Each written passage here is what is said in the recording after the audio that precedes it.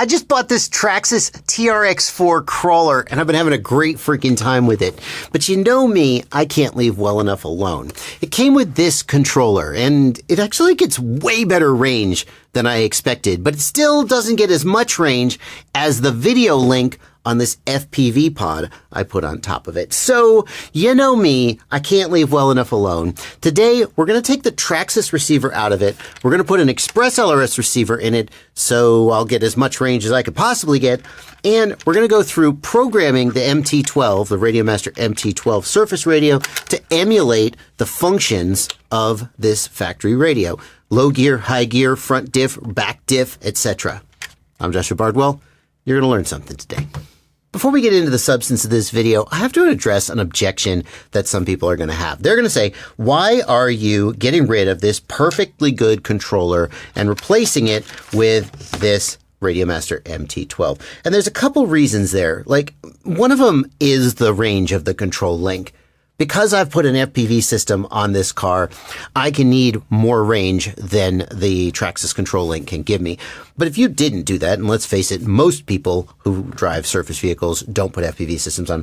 Frankly, this Traxxas radio has surprisingly great range. It surprised the hell out of me anyway. But there's more to it than that. Number one, this is just a nicer radio in the hand. It doesn't feel quite as cheap. I like the ergonomics better. That's a personal thing.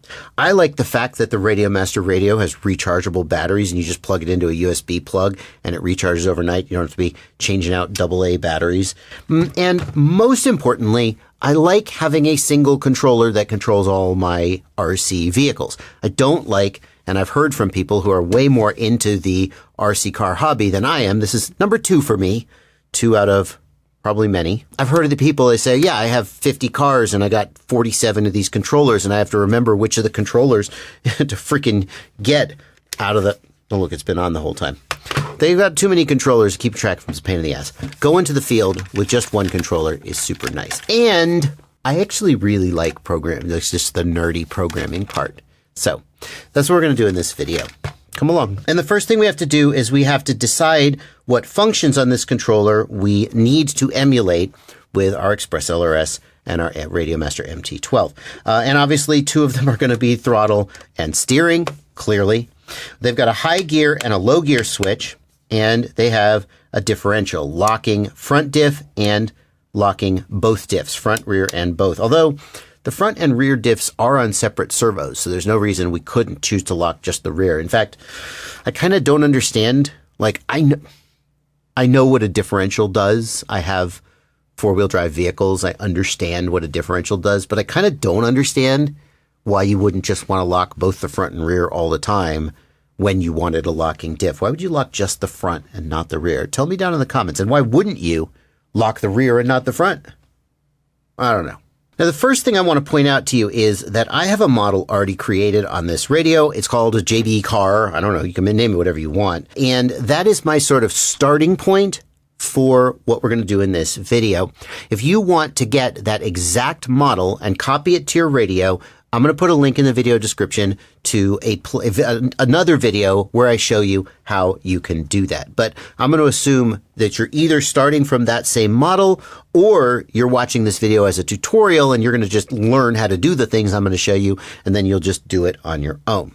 So the first thing I'm going to do is I'm going to press the model key, and I'm actually going to use the jog wheel. I'm going to long press the jog wheel and copy this model and make a second copy of the model. Because like the first car that I had was just like front, rear, and steer. That was basically it. But this one's got locking diffs, and so maybe we should call this something different. In fact, here, let's select this model. Then we will page to the right to the model setup screen, and I will click the jog wheel, and we'll call this JB Crawler. We'll just see if maybe it makes sense to use this for crawlers. I don't know. Maybe I should actually name it Traxxas, because like, what are the chances that the next crawler I get will have exactly the same configuration? That makes a lot of sense. Hang on, we'll go back, hit the return key, and we'll name this LMNOPQRST. In case you don't remember from the last video I made, if you long press the jog wheel, it makes the letter small. or it inverts the case of the letter. Maybe just TRX4. Okay, we're backing up again. We got a dash. We got a dash, folks. 4. No, not 5. Damn it. Damn it. Oh my God, this is such a pain in the ass. TRX dash 4. All the way back up. All the way back up. There we go. We've named the model. Yay! That only took... That was so easy. The next thing I have to do is decide which switches on this controller I'm going to use to control those functions, high gear, low gear, and the differentials. And frankly, most of these switches are already used. I've got these set for steering, trim, and etc. But I'm not sure, like, that was a race car setup where you wanted to be able to change the throw of the wheels, change the throttle, throw. Maybe that's not something we need to do. Like maybe some of these switches could be for front diff, rear diff, and so on. Or maybe we could add a couple more switches to this radio. Ooh. This radio actually comes with a couple of expansion modules that can add additional controls. And the one that I'm going to be using is this module with two-position switches. It actually would be more convenient if it had a 3-position switch because the differential is 3-position, none, front, and both. Radiomaster probably knows that this is something that people want, and I wouldn't be surprised to learn they were working on additional expansion modules like with a 3-position switch or whatever. But for now, this is what we're going to work with. And I kind of don't know how to get this one off. It looks, from looking at the retention tab on the... Like if you just push, like right here, will it just come off? Oh, there we go. I got it. I got it. Just by pushing pressure down here, it slid right off. I see. Well, good. Where's the battery bay? Where's the dang plug go? Okay, I see. You got to take the battery out in order to get access to the plug.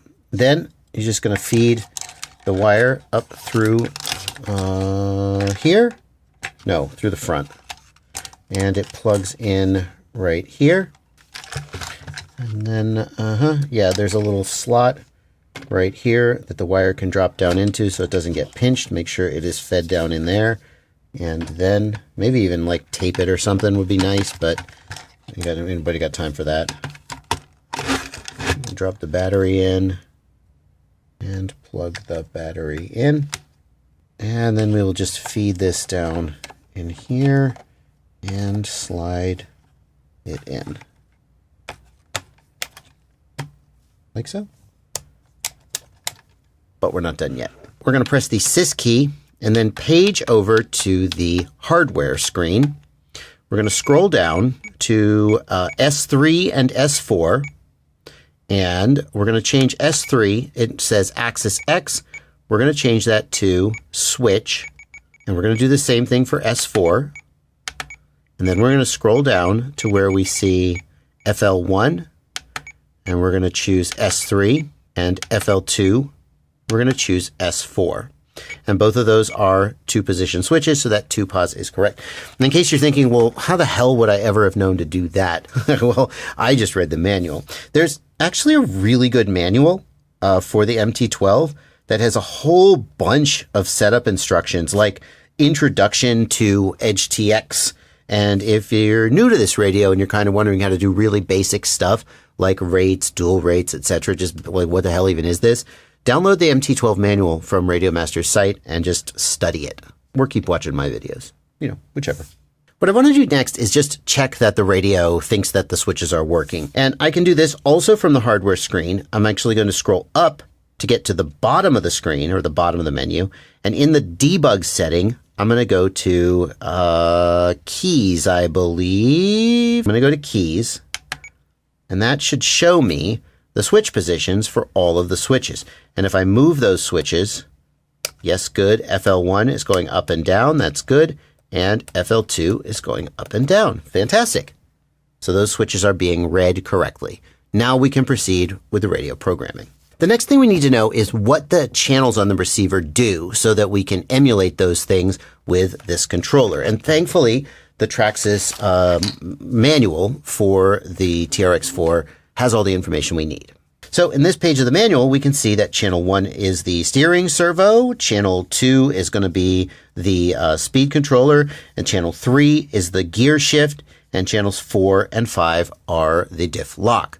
Now that we know that, we can think about what we want the switches to do and program the radio to emulate that behavior. In order to do that, I'm going to press the model key and then page to the mixer or mixes screen. And that is where we map control inputs like the steering wheel, the throttle, or the switches to output channels on the receiver. And we can see that channel 1 is set up as throttle and channel 2 is set up as steering. Per usual, we need to set up channels 3, 4, and 5 as we like. And I think what I'd like to do is have this switch be transmission low and high, and this switch be the diff lock. And if this were a 3-position switch, which maybe someday it will be, I would do front and then both diffs.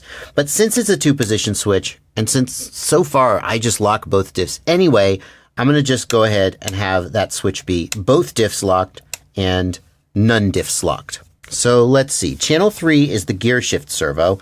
What I'm going to do is I'm going to click the jog wheel one time, and I'm going to roll down to source. I'm going to click the jog wheel one time so that the source is flashing, meaning we're editing this value. And then I'm going to flip the switch that I want to use for the gear shift. And when I do that, that will fill in with that switch value. There we go. And at that point, we have assigned that switch to channel 3. That channel 3 will move according to that switch.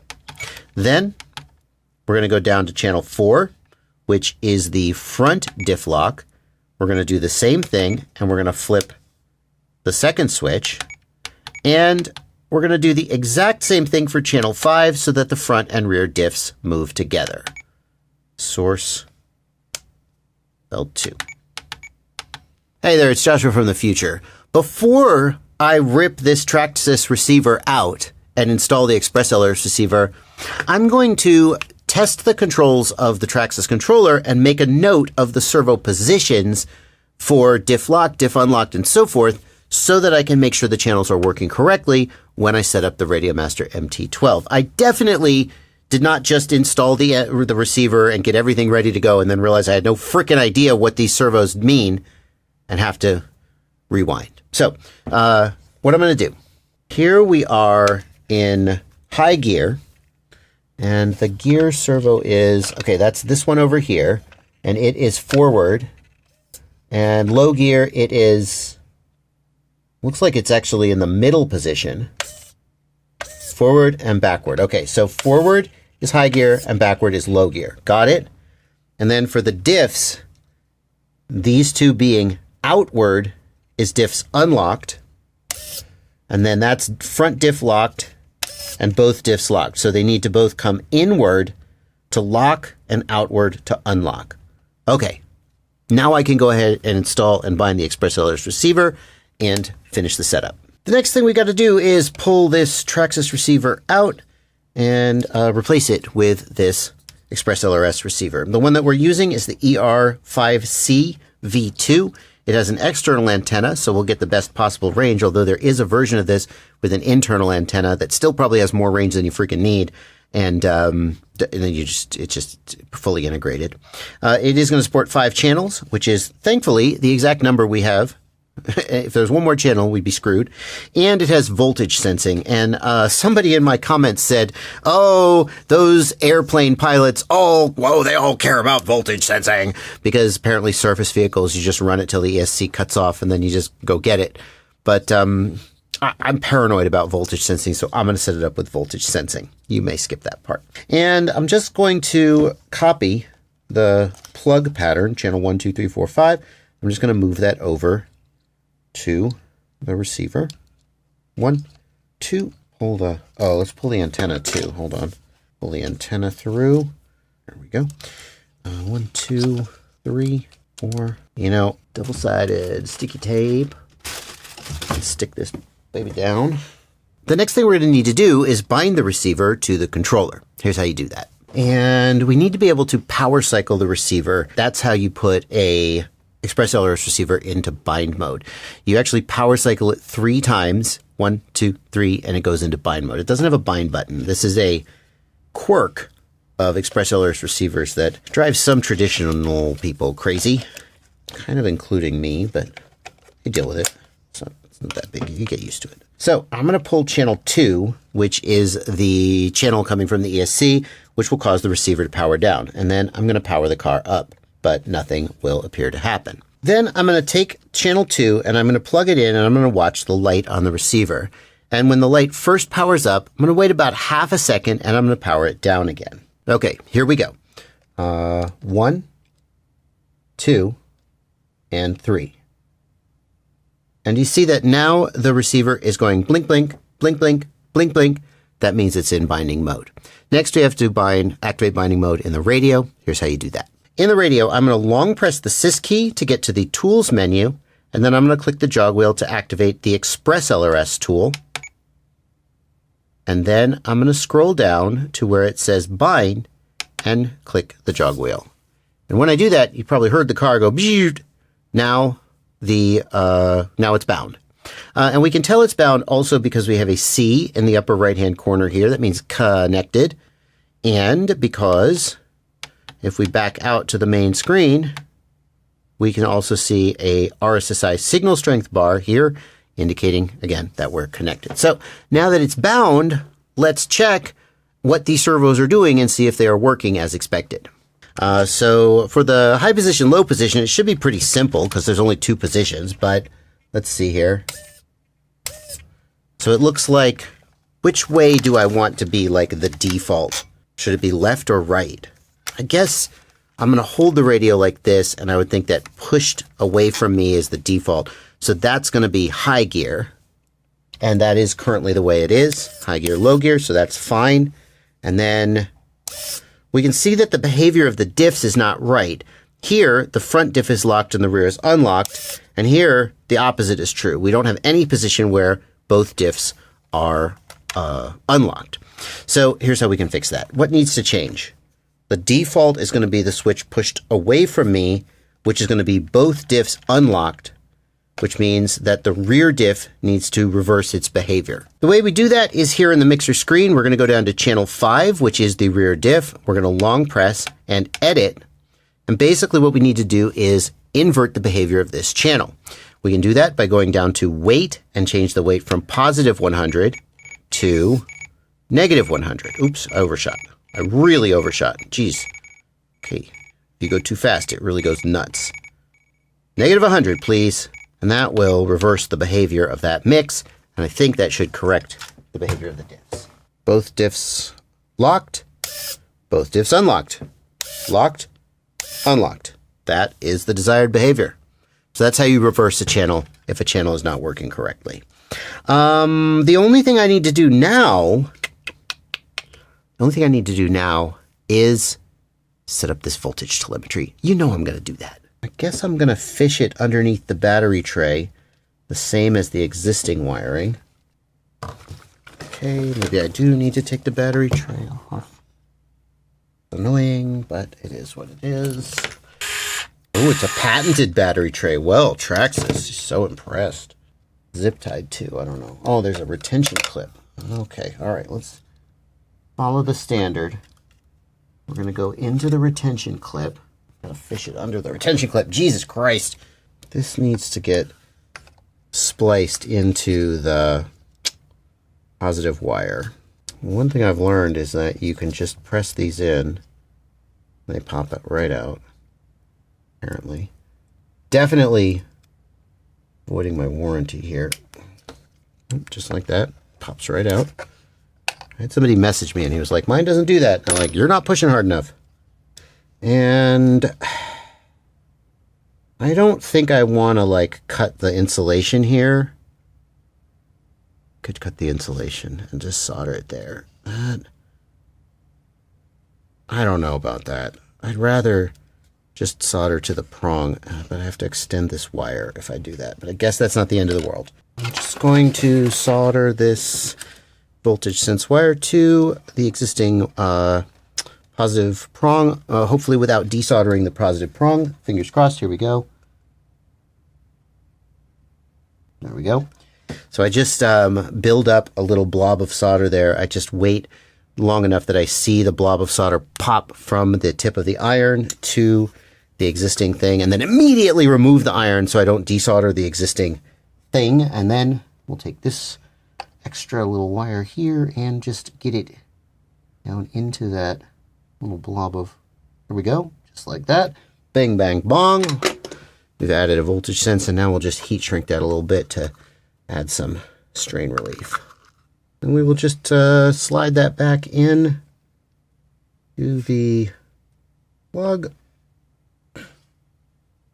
All the way in. This is where I voided my warranty. Let's get in there with a screwdriver.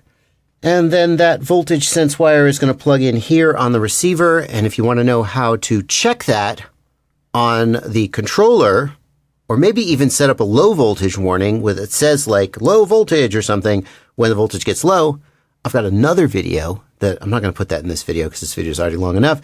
There's a link in the video description below, or I'll put a card on screen at the end of the video. I think we're ready to take it outside and test drive it. I really do. I think we're good. We got to run the antenna. Honestly, I don't know if that's going to make it over there. May just need to leave this loose. I don't think it'll even reach. That's fine. Just put that back there for the time being. Flip this around and get a little length. Okay. Well, let's do a final function check and make sure this works as expected. So, forward, reverse. Yes. Okay. Turn, right, left. Okay. Low gear.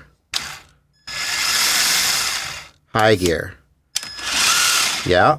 Okay. And for the diffs, I don't know, I need to stop one of the wheels from turning. So this will stop the left wheels by putting them on the bench. And it seems like the diffs are locked. Hold on. Oh, okay. I got the diff lock and unlock backwards. I can fix that. Yeah, okay. I got the diff lock and unlock backwards. Because if the diff's locked, then the wheels won't spin. No problem. We know how to fix that. We are gonna press model. Go to the mixes screen. And we're gonna invert the weights for FL2. So channel 4 is going to be minus 100. So I want the switch to be pushed away when the diffs are unlocked. And channel 5 is going to be plus 100. So now the diffs should be unlocked, which means the wheels should spin. And now the diffs are locked. Yeah, okay, perfect. Everything is working as expected. The only thing to do is to take it out and drive it. And the question that has inspired me to do all this nonsense is, how far will this freaking radio go? The whole advantage of ExpressLRS is super long range, right? But how far will it really go? And how far will the factory controller go? I've actually already answered that question. I released the video, and I'm going to put a card on screen. I think the distance of the factory controller might surprise you. It did surprise me. And the distance of the ExpressLRS controller, well, I actually don't know yet, because that's what I'm going to do next. But card on screen to that video, as well as the initial setup video where I'll show you some more things to do with this controller. I'll see you there. Thanks so much for watching. Happy flying. Shit, that's my standard ending to these videos. I'm going to have to change it. We're not flying anymore.